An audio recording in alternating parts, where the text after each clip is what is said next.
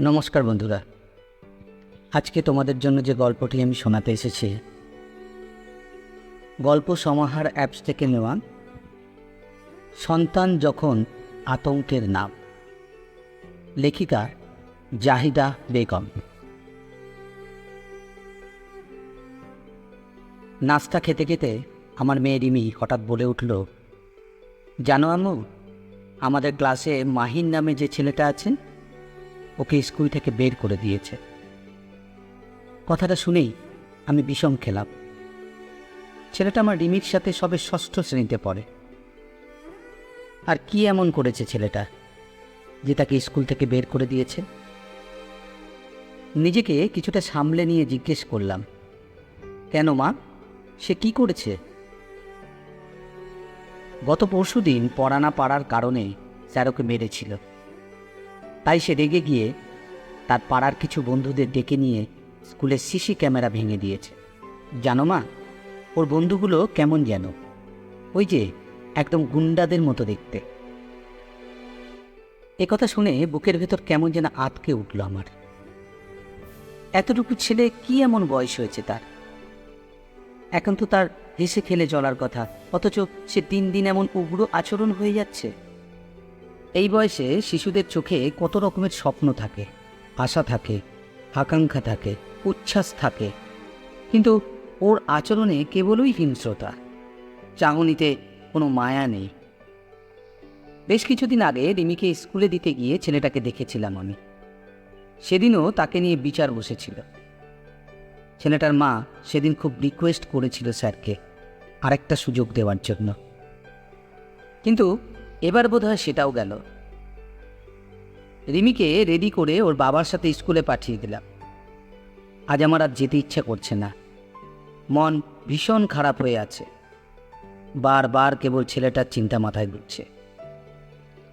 ছেলেটার বাবা মা চাকরিজীবী, তাদের গাড়ি আছে, বাড়ি আছে, তবুও তারা দুজনে চাকরি করে।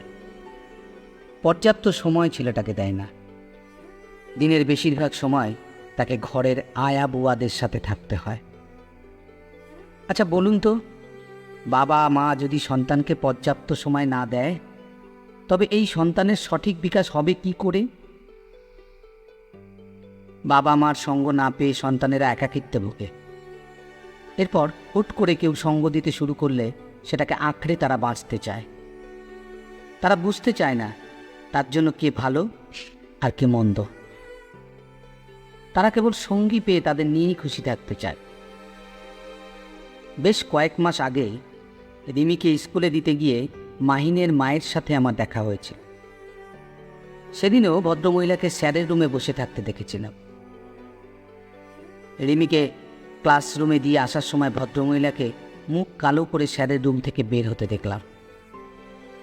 ভাবি, কেমন আছেন জিজ্ঞেস করতেই তিনি মুখ কুঁচকে জবাব দিলেন, আর বলবেন না ভাবি, ছেলেটাকে নিয়ে আর পারছি না। প্রতিদিন কোনো না কোনো বিচার তাকে নিয়ে আসবেই।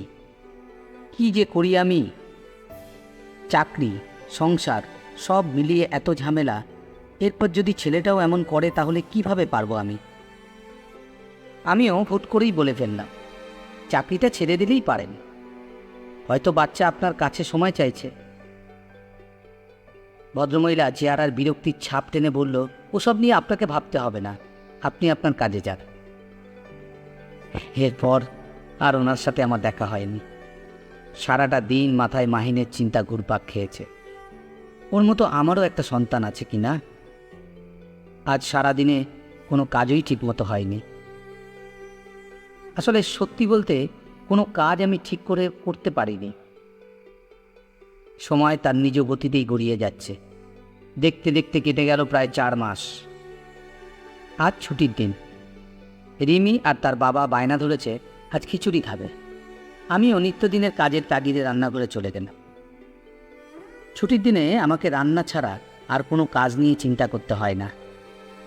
রিমির বাবা আমাকে যথেষ্ট সাহায্য করেন। ভদ্রলোকের ধৈর্য আছে বলতে হয়। আমি আর তার মেয়ে হলাম তার প্রাণ। আমাদের কিছু হলে ভদ্রলোক হিতাহিত জ্ঞান হারিয়ে ফেলেন। রান্না শেষে ফ্রেশ হয়ে এসে সবাই মিলে খেতে বসলাম।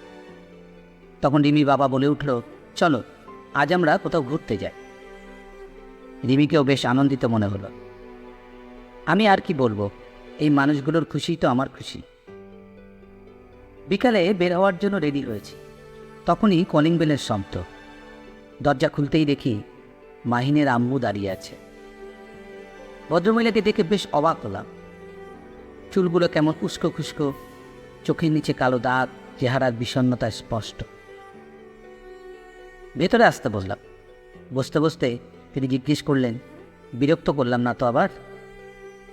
আমিও মুখের হাসি রেখা টেনে বললাম, না ভাবি, ঠিক আছে, আপনি এসেছেন, ভালো লাগছে আমার। এমনিতেই তো কথা বলার মানুষ পাই না। রিমিকে নিয়ে ওর বাবা চলে গেল। আমার আর যাওয়া হলো না। মাইনের আম্মুকে জিজ্ঞেস করলাম, আপনার কি অবস্থা, আপনার ছেলেটা কেমন আছে? প্রশ্ন শুনেই তিনি কেঁদে দিলেন আর বললেন, না ভাবি, ছেলেটাকে নিয়ে আমি আর পারলাম না। ওর জন্য আমি চাকরিও ছেড়ে দিয়েছি, কিন্তু লাভ হলো না। আমার ভুলগুলো বুঝতে বড্ড দেরি হয়ে গেল। আমার ছেলেটা আর ভালো নেই। এই স্কুল থেকে বের করে দেওয়ার পর তাকে আর একটা স্কুলে ভর্তি করেছিলাম, সেখান থেকেও তাকে বের করে দিয়েছে। আমাকে জিজ্ঞাসু চোখে তাকিয়ে থাকতে দেখে তিনি নিজেই বলতে লাগলেন, নতুন স্কুলে ছাত্রদের সাথে মারামারি করে স্কুলের বেঞ্চ এবং ফ্যান ভেঙে দিয়েছে। এখন তো এমন অবস্থা হয়েছে যে কোনো স্কুলেই তাকে নিচ্ছে না। আজকাল সে আমাদের আলমারি থেকে টাকাও চুরি করে, সারা রাত মোবাইল দেখে। মোবাইলটা তার হাত থেকে কেড়ে নিতেই আমাকে মারধর করার জন্য তেড়ে এসেছিল। কি যে কষ্ট হচ্ছিল ভাবি। এসব নিয়ে প্রতিদিন মাহিনের বাবার সাথে আমার ঝগড়া হয়। সে এখন আমার গায়েও হাত তোলে। আমার ভুলে ছেলেটাকে আর মানুষ করতে পারলাম না আমি। সংসারে খুব অশান্তি চলছে ভাবি। আমার বোধহয় আর সংসার করা হবে না বলেই তিনি খুব কাঁদতে শুরু করলেন। এক পর্যায়ে আমাকে কিছু বলতে না দিয়েই তিনি উঠে চলে গেলেন। আমি সেখানে ঠাই হয়ে বসে রইলাম। মনের ভেতর প্রচণ্ড ভয় কাজ করছে।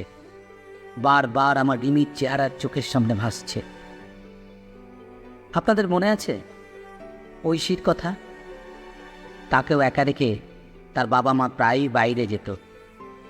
খারাপ সঙ্গ তাকে কতটা হিংস্র করে তুলেছে।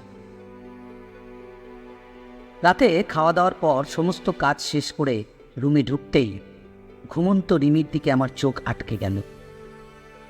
অজানা ভয়ে আবার বুকের ভেতর তোলপাড় শুরু হয়ে গেছে। রিমিকে জড়িয়ে ধরে কাঁদতে শুরু করেছি আমি। জানি না কেন এত ভয় লাগছে। রিমির বাবা বারবার জিজ্ঞেস করছে, কি হয়েছে তোমার, কাঁদছো কেন? কিন্তু না, আমি কোনো উত্তর দিতে পারছি না। কেবল অঝরে কেঁদেই চলেছি। যে সন্তান পৃথিবীতে আসার আগেই বাবা মা অজস্র স্বপ্ন বুনতে শুরু করে, বুকে অনেক আশা বাঁধে, একটুখানি অবহেলা, অযত্নে সেই সন্তানেরা কতটা হিংস্র রূপ ধারণ করে। সন্তান ভালো হলে বাবা মা কত আনন্দিত হয়, সেই সন্তান খারাপ হলে বাবা মা সর্বক্ষণ আতঙ্কে দিন পার করে। নমস্কার বন্ধুরা, আজ আমার গল্পের এখানেই সমাপ্তি। গল্পটি যদি ভালো লেগে থাকে অবশ্যই লাইক, কমেন্ট অ্যান্ড শেয়ার করবেন। এইরকম আরও গল্প শুনতে আমার চ্যানেলটিকে অবশ্যই সাবস্ক্রাইব করবেন।